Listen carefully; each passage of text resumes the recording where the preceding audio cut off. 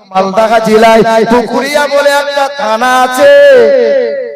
এই পুকুরিয়া থানার আন্ডারে আপনাদের রাজবাড়ির সন্নিকটে, গ্রামের নামটা বলবো না, কয়েক কিলোমিটার দূরে বছর দুয়েক আগে আমি একটা জায়গায় মাহফিল করতে এসেছিলাম। ভাইরা আমার, ওই মালদা জেলার পুকুরিয়া থানার আন্ডারে এক গ্রামে বসবাস করে হিন্দু ঘরের ছেলে। ছেলেটার নাম হলো রমেশ ব্যানার্জি। ছেলেটা বামুন ঘরের ছেলে। ছেলে যজ্ঞ করে গলায় পইতে ঝুলিয়েছে, মাঝে মধ্যে পূজা অর্চনাও করে। ওই ছেলে হঠাৎ করে আমাকে ফোন দিয়ে বলে, আপনি মাঝে মধ্যে বেদ পুরাণ পড়েন, ইতিহাস নিয়ে আলোচনা করেন, আপনার বক্তব্যগুলো শুনি ভালো লাগে, তবে আপনার কাছে কিছু প্রশ্ন আছে, সাথে বলতে চাই। বলে, বাবা আমার বাড়িতে এসে হাজির হয়ে যাও। ভোরের বেলা ইন্টারসিটি ট্রেন ধরে বেলা 9টার সময় আমার বাড়িতে হাজির হলো।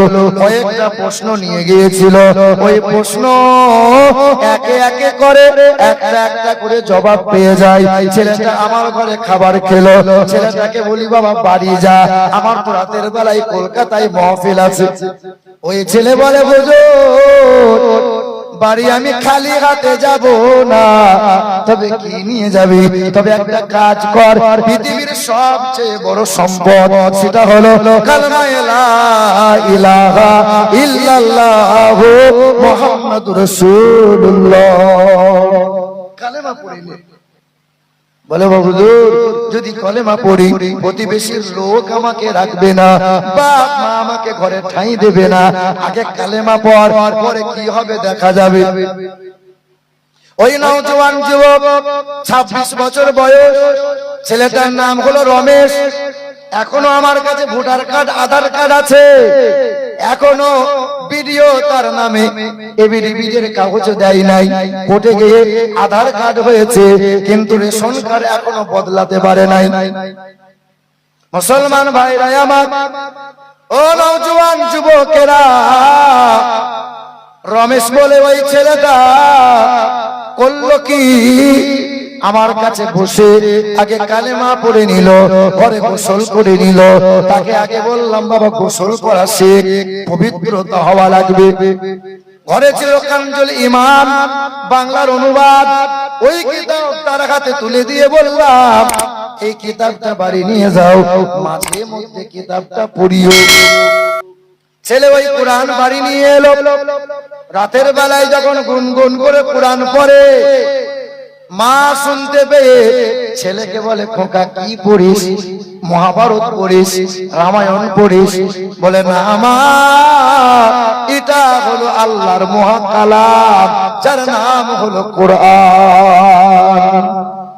বলে, বাবা আমার ঘরে কোরআন পড়িস না, কোরআন পড়িস নে, এলাকার মানুষ প্রতিবেশীর মানুষ কেউ যদি জানতে পারে আমাদের আর এলাকায় থাকতে দেবে না।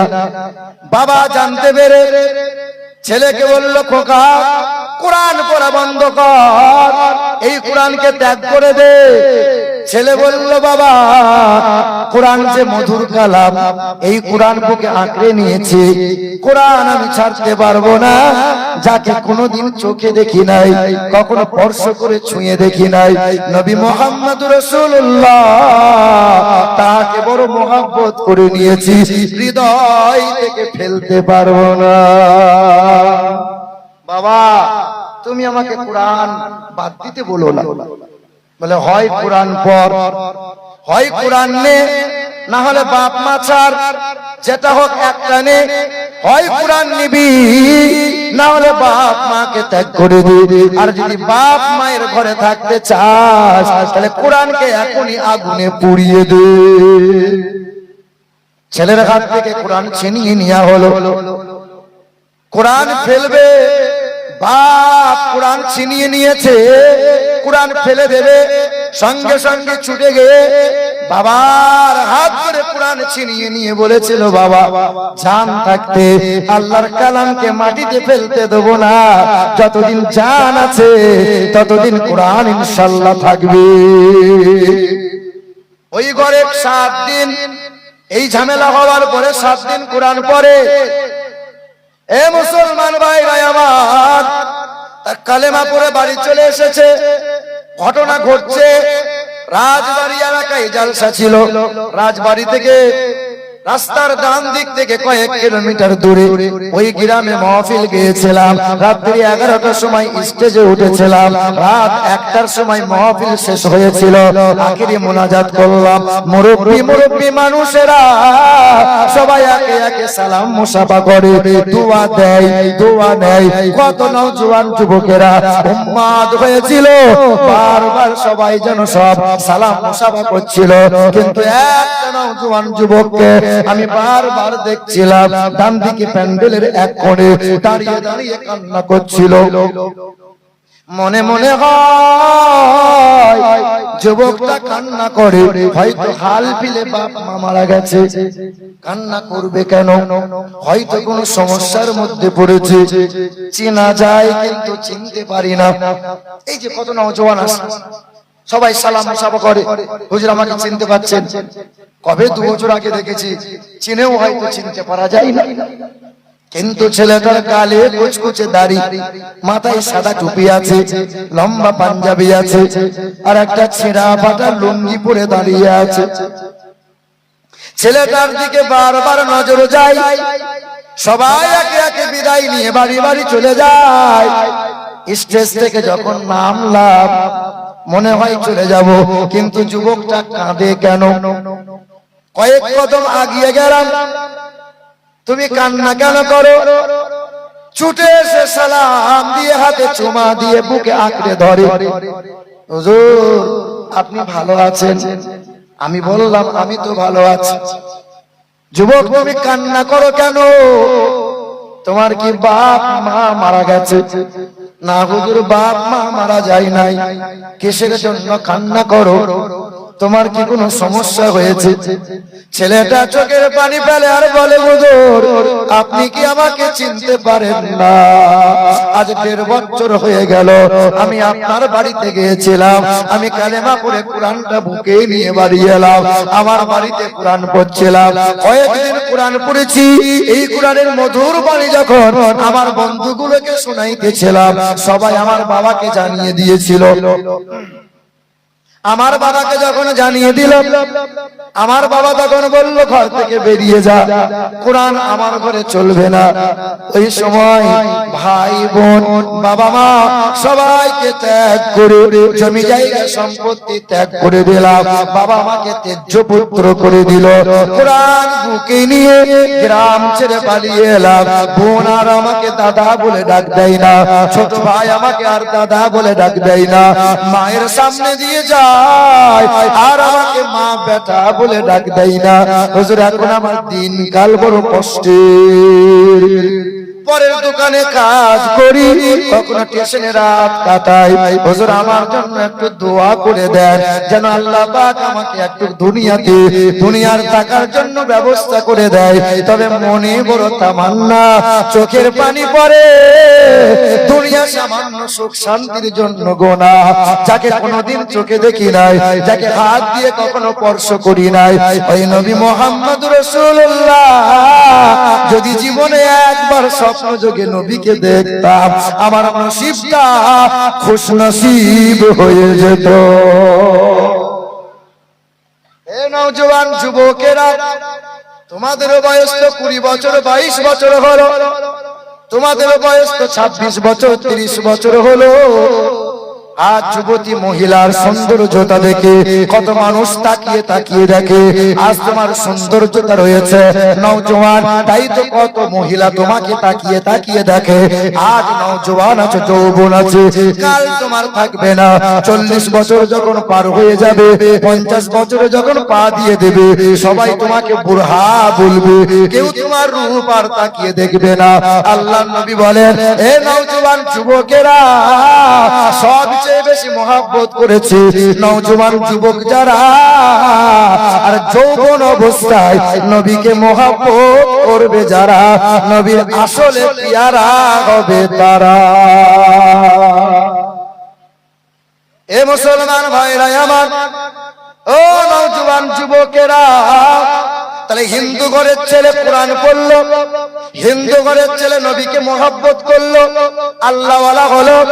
এ নওজোয়ান যুবকেরা, আল্লাহর নবীর বাবাও তো যুবক ছিলেন যখন হযরতে আব্দুল্লাহ নওজোয়ান যুবক ছিল।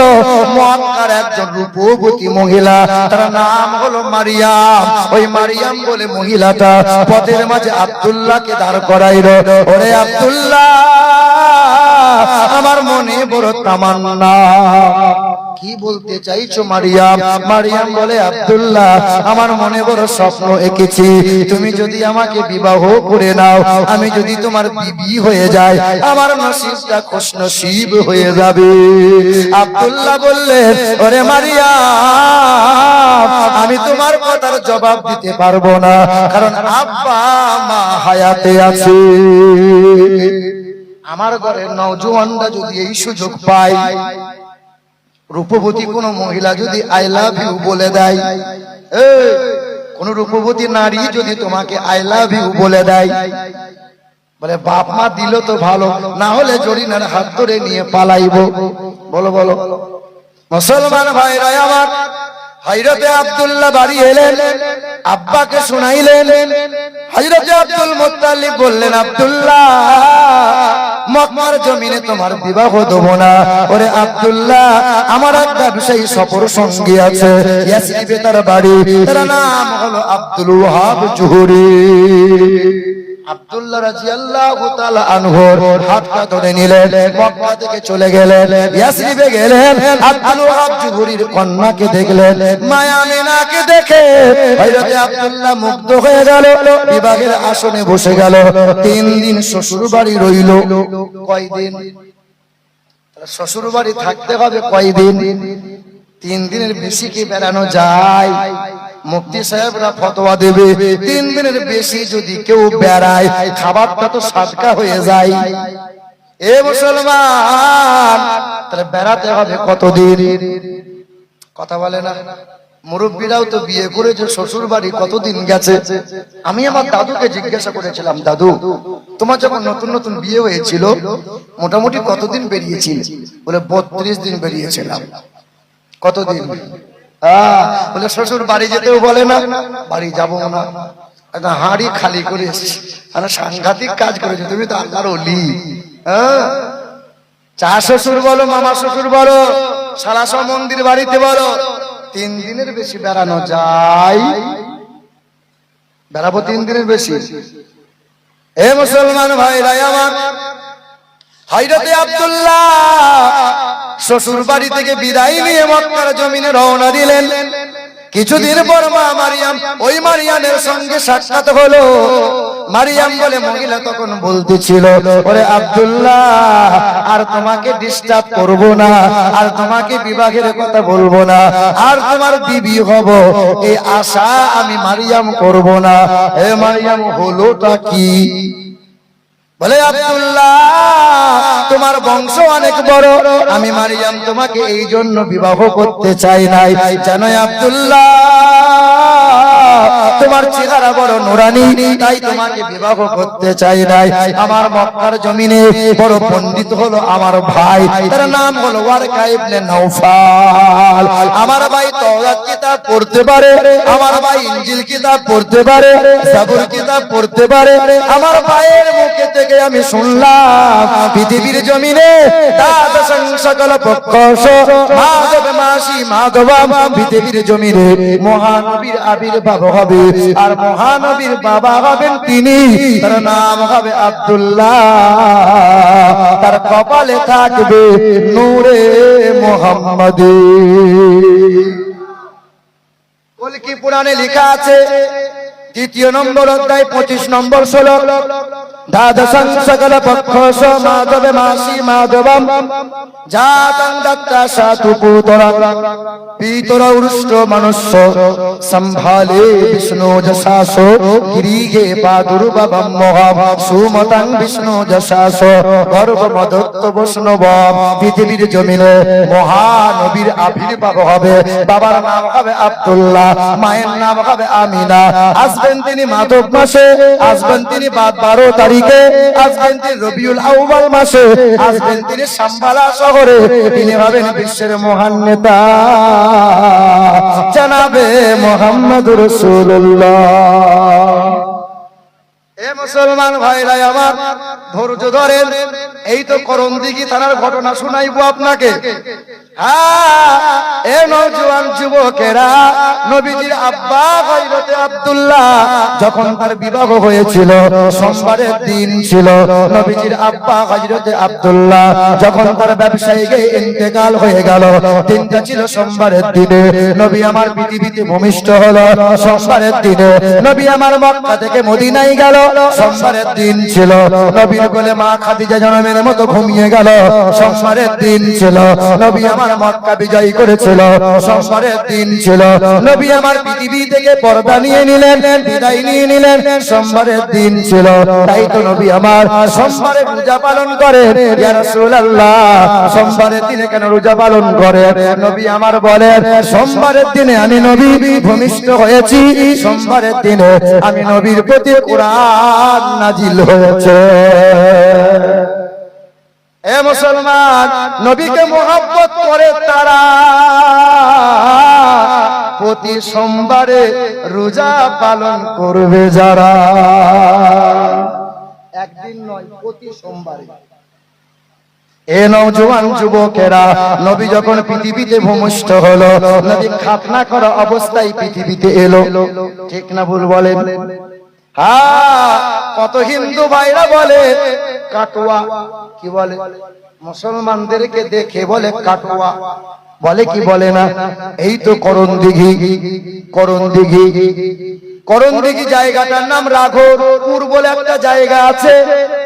এ মুসলমান ভাইরা আমার, এক বাঙাল ছেলে বাংলাদেশ থেকে আসা, ওই ছেলেটা গলায় ওই মানে তুলসী গাছের মালা লাগিয়েছে। মাঝে মধ্যে আমাকে ফোন করে আর বাজে বাজে কমেন্ট করে।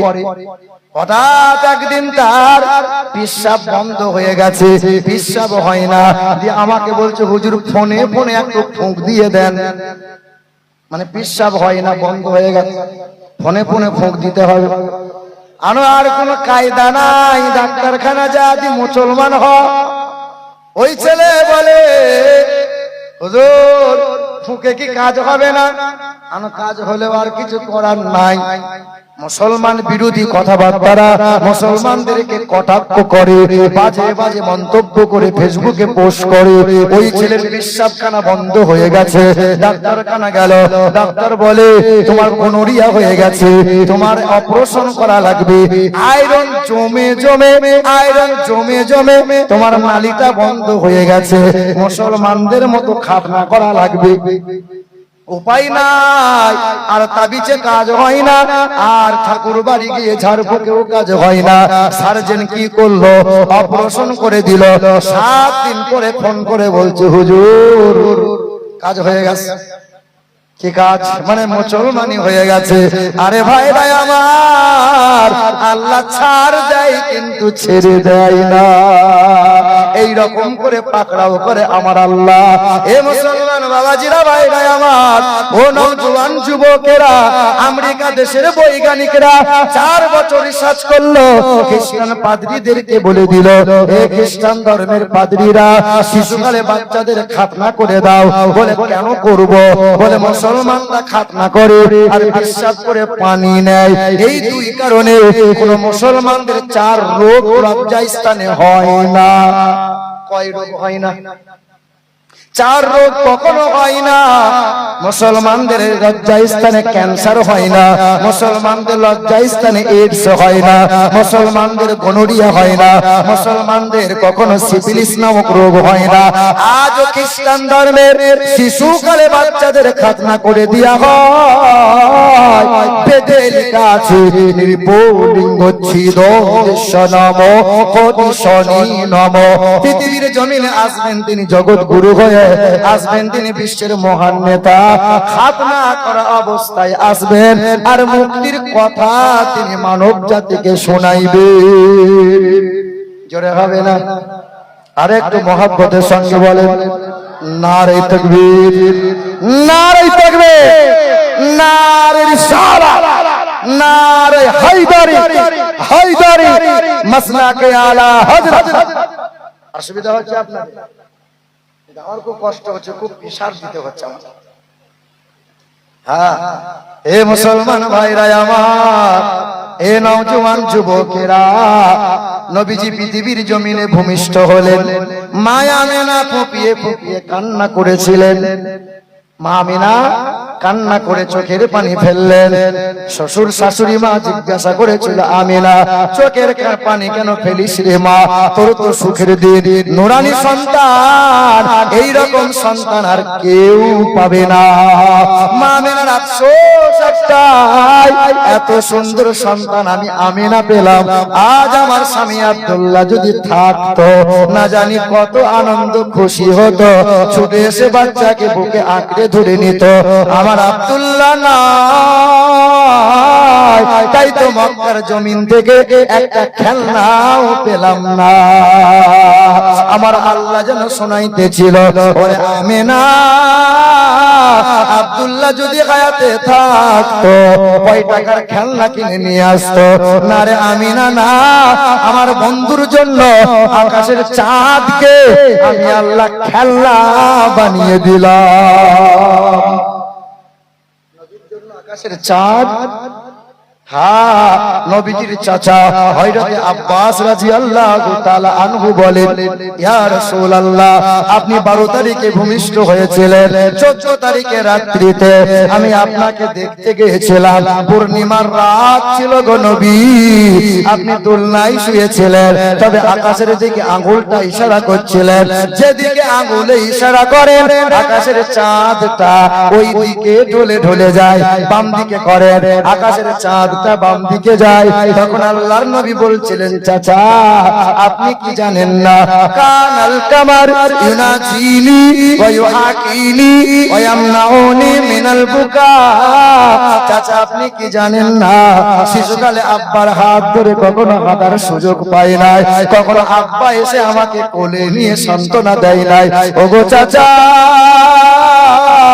আমি যখন কষ্ট পেতাম, আমি যখন চোখের পানি ফেলতাম, ওই আকাশের চাঁদটা নিচেই নেমে আসতো, আমি নবীকে সান্ত্বনা দিত, আমি নবীকে ছন্দ শোনাইত, আমি নবী আকাশের চাঁদ নিয়ে খেলা করতাম। ওই রাসূল আকাশের চাঁদকে দুফালা করেছেন, করেছেন না করেন নাই? বেঈমান আবু জেহেল বলল, মুহাম্মদ বলো তো হাতের মুঠোয় কি আছে? তো নবী বললেন, তোমার মুঠোকে জিজ্ঞাসা করো, আমার পরিচয় দেবে। কাকর পাথর বলেছিল, আশহাদু আন্নাকা মুহাম্মাদুর রাসূলুল্লাহ, বলে মুহাম্মদ এই যে তোমার জাদু আছে।